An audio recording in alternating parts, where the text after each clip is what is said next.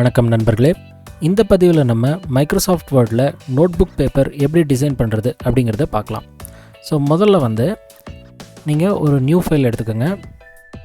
இதுக்கு அடுத்தது இதனுடைய பேப்பர் சைஸ் நீங்கள் லேஅவுட் போயிட்டு சைஸில் போய் A4 சைஸ் செலக்ட் பண்ணிடுங்க.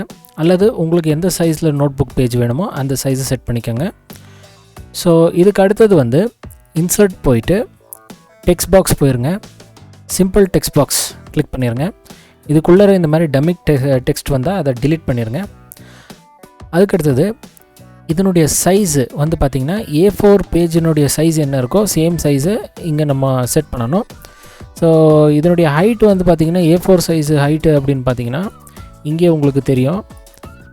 இந்த லேஅவுட்டில் போய் நீங்கள் சைஸில் போய் பார்த்தீங்கன்னா உங்களுக்கு தெரியும் 21 சென்டிமீட்டர் பை 29.7 சென்டிமீட்டர் இருக்குது. ஸோ அதே சைஸை நம்ம இங்கே செட் பண்ணணும்.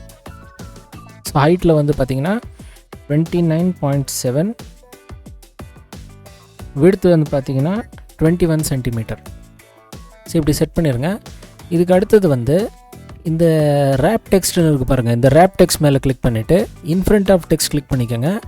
அதுக்கடுத்தது ஒன்ஸ் அகெயின் நீங்கள் இதே ஃபார்மேட்டில் உங்களுக்கு அலைன் ஆப்ஷன் இருக்குது. அலைன் போயிட்டு அலைன் டு பேஜ் கிளிக் பண்ணிடுங்க. அலைன் டு பேஜில் டிக் மார்க் வச்சுக்கிட்டு நீங்கள் அலைன் மிடல், அதுக்கப்புறம் அலைன் சென்டர், இது ஒரு 2 தடவை கிளிக் பண்ணிடுங்க. ஸோ கிளிக் பண்ணிட்டீங்கன்னா இது என்ன ஆகும் அப்படின்னு கேட்டிங்கன்னா பேஜுக்கு வர்டிக்கல் ஹாரிசான்டல் சென்டரில் வந்துடும். ஸோ இப்போ அடுத்தது நம்ம என்ன செய்யணும் அப்படின்னு கேட்டிங்கன்னா இந்த டெக்ஸ்ட் பாக்ஸ்குள்ளே ஒரு சின்ன மார்ஜின் ஒன்று இருக்குது பாருங்கள். இந்த சின்ன கேப் ஒன்று இருக்குது. இந்த கேப்பை நம்ம 0 ஆக்கணும். ஸோ இதுக்கு என்ன பண்ணணும் அப்படின்னு பார்த்தீங்கன்னா இந்த ஃபார்மேட்லேயே இங்கே இந்த ஷேப் ஸ்டைல்ஸ் அல்லது வேர்ட் ஆர்ட் ஸ்டைல்ஸ் இப்படி ஏதாவது ஒரு சின்ன ஆரோ இந்த ஆரோவை கிளிக் பண்ணிடுங்க. இந்த ஆரோவை கிளிக் பண்ணிவிட்டு இந்த டெக்ஸ்ட் ஆப்ஷன்ஸ் இங்கே வந்துடுங்க. இதுக்கு அடுத்தது இங்கே லே அவுட் அண்ட் ப்ராப்பர்ட்டிஸ்ன்னு இருக்குது, இங்கே வந்துடுங்க. இதில் லெஃப்ட் ரைட் டாப் பாட்டம் எல்லா மார்ஜினுமே 0வாக மாற்றிடுங்க. ஸோ இப்போ உங்களுக்கு லெஃப்ட் சைடில் எக்ஸாக்ட்லி அந்த எட்ஜிலேருந்தே ஸ்டார்ட் ஆகும். இதுக்கு அடுத்தது நம்ம இதனுடைய ஃபில் கலர் சேஞ்ச் பண்ணிக்கலாம். ஸோ இதுக்கு நீங்கள் இங்கே ஷேப் ஃபில் போயிருங்க. இங்கே மோர் ஃபில் கலர்ஸ் போயிருங்க. கஸ்டம் போயிருங்க. இதில் ரெட்டுக்கு 240 டைப் பண்ணிக்கோங்க. க்ரீனுக்கு 228, ப்ளூக்கு 124 டைப் பண்ணிடுங்க. ஓகே கொடுத்துருங்க. ஸோ இதே டைப் பண்ணிங்கன்னா உங்களுக்கு இதே சேம் கலர் கிடைக்கும். ஸோ இதுக்கு அடுத்தது நம்ம என்ன செய்யணும் அப்படின்னு கேட்டிங்கன்னா இந்த டெக்ஸ்ட் பாக்ஸ்குள்ளே நம்ம கர்சர் வச்சுக்கிட்டு ஒரு டேபிள் இன்சர்ட் பண்ண போகிறோம். ஸோ இன்சர்ட் போயிருங்க, டேபிள் போயிருங்க, இன்சர்ட் டேபிள் கிளிக் பண்ணிக்கோங்க. நம்பர் ஆஃப் காலம்ஸில் பார்த்தீங்கன்னா 3 காலம்ஸ் டைப் பண்ணிக்கோங்க. நம்பர் ஆஃப் ரோஸ் பார்த்தீங்கன்னா 34 ரோஸ் டைப் பண்ணிவிட்டு ஓகே கொடுத்துருங்க. அடுத்தது இந்த செல் மார்ஜின்ஸ் இருக்குது பாருங்கள். லேஅவுட்டில் செல் மார்ஜின்ஸ் இருக்குது. இதில் கிளிக் பண்ணிவிட்டு இந்த லெஃப்ட்டு அதுக்கப்புறம் ரைட் மார்ஜின் ரெண்டுத்தையுமே 0 பண்ணிடுங்க. ஸோ இது 0 பண்ணிங்கன்னா உங்கள் கர்சர் எக்ஸாக்ட்லி இந்த எட்ஜிலேருந்தே ஸ்டார்ட் ஆகும். ஸோ இப்போ அடுத்து என்ன பண்ணணும் அப்படின்னா இதனுடைய ஹைட்டை நம்ம செட் பண்ணணும். ஹைட்டு எடுத்து ஸோ ஃபஸ்ட்டு ரோ ஃபஸ்ட்டு காலத்தில் கர்சரை கிளிக் பண்ணிவிட்டு இதனுடைய ஹைட்டு பார்த்திங்கன்னா 2.8 சென்டிமீட்டர் டைப் பண்ணி என்டர் ப்ரெஸ் பண்ணிவிடுங்க. அடுத்தது இந்த ஃபஸ்ட் காலத்துடைய விட்த்து பார்த்திங்கன்னா 2.6 சென்டிமீட்டர் கொடுத்துருங்க. ஸோ செகண்ட் காலத்தில் கர்சர் கிளிக் பண்ணிவிடுங்க. இந்த காலத்துடைய விட்த்து பார்த்திங்கன்னா 0.1 சென்டிமீட்டர், அதாவது 1 mm கொடுத்துருங்க. தேர்ட் காலம் இதில் கர்சரை கிளிக் பண்ணிவிட்டு இதை நம்ம என்ன பண்ணலாம் அப்படின்னா நம்ம மேனுவலி இப்படி ட்ராக் பண்ணிடலாம், பிரச்சனை கிடையாது. இப்படி நீங்கள் ட்ராக் பண்ணிக்கலாம். ஸோ ரிமைனிங் ஸ்பேஸை அதை எடுத்துக்கும். ஸோ இப்போ நெக்ஸ்ட் என்ன செய்ய போகிறோம் அப்படின்னு பார்த்தீங்கன்னா செகண்ட் ரோவில் கர்சரை கிளிக் பண்ணிவிட்டு இதனுடைய ஹைட்டை நம்ம ரெடியூஸ் பண்ணோம். ஹைட்டை நம்ம என்ன பண்ணோம் அப்படின்னா 0.1 சென்டிமீட்டர், அதாவது 1 mm. ஸோ இப்படி நீங்கள் 0.81 சென்டிமீட்டர் டைப் பண்ணி என்டர் கொடுத்தீங்கன்னா கூட இது சேஞ்ச் ஆகாது. ஏன்னு கேட்டிங்கன்னா இந்த ஃபாண்ட் சைஸ் இருக்குது பார்த்தீங்களா, அது அதை தடுத்துக்கிட்டு இருக்கும். ஸோ அதனால் நம்ம 0.1 சென்டிமீட்டர் டைப் பண்ணதுக்கப்புறம் ஹோம் போயிட்டு இந்த ஃபாண்ட் சைஸை 1ன்னு டைப் பண்ணிவிட்டு என்டர் கொடுத்துருங்க. இது இந்த காலம் ஃபுல்லாக இந்த ரோ ஃபுல்லாக நீங்கள் செலக்ட் பண்ணணும். அதுக்கப்புறம் நீங்கள் அதை செய்யுங்க. So layout select row select பண்ணிவிட்டு அதுக்கப்புறம் ஹோம் போயிட்டு 1 டைப் பண்ணி என்டர் கொடுத்துருங்க. இப்போ வந்து அந்த ஹைட் வந்து குறைஞ்சிரும். ஏன்னா ஃபாண்ட் சைஸு வந்து அந்த ரோனுடைய ஹைட்டை வந்து இன்ஃப்ளூயன்ஸ் பண்ணோம்.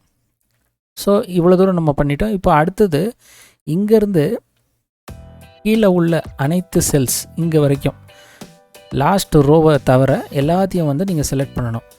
இப்படி வந்து நீங்கள் செலக்ட் பண்ணிக்கலாம்.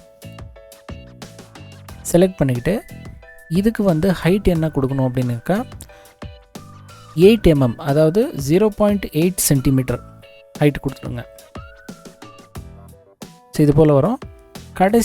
கடைசியில் லாஸ்ட்டை வந்து நீங்கள் என்ன பண்ணலாம் அப்படின்னாக்கா ரிமைனிங் வந்து இப்படி நீங்கள் ட்ராக் பண்ணி விட்டுறலாம். ஓகேங்களா? ஸோ இப்போது கடைசியாக ஒரு வேலை செய்ய வேண்டியது இருக்குது. என்னென்னு கேட்டிங்கன்னா, இந்த டாப்பில் வந்து கவனிச்சிங்கன்னா இந்த பிளாக் கலர் லைன் தெரியுது இல்லைங்களா, இதை வந்து நம்ம டிசேபிள் பண்ணணும். இதுக்கு என்ன பண்ணணும் அப்படின்னு கேட்டிங்கன்னா, இந்த ரோவை செலக்ட் பண்ணிக்கோங்க. இந்த ஃபஸ்ட்டு ரோவை கிளிக் பண்ணிவிட்டு கர்சரை லேஅவுட்டில் வந்து செலக்ட்டுக்கு வந்து செலக்ட் ரோ கிளிக் பண்ணுங்க.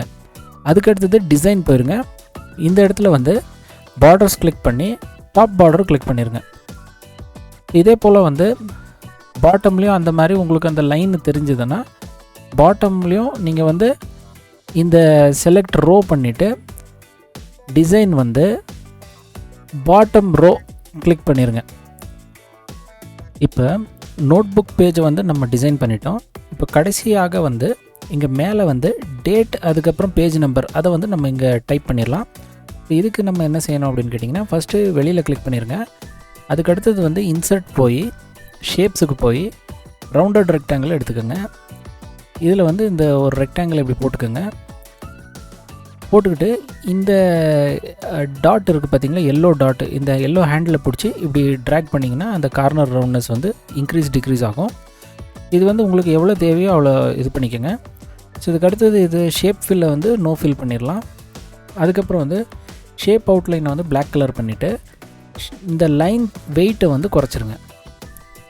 ஸோ இப்போ நெக்ஸ்ட் என்ன செய்ய போகிறோம் அப்படின்னாக்கா, நம்ம இதையே வந்து நீங்கள் டூப்ளிகேட் பண்ணிக்கலாம். அல்லது நீங்கள் என்ன செய்யலாம் அப்படின்னாக்கா, இந்த இன்சர்ட்டுக்கு வந்து இங்கே டெக்ஸ்ட் பாக்ஸ் வந்துடுங்க.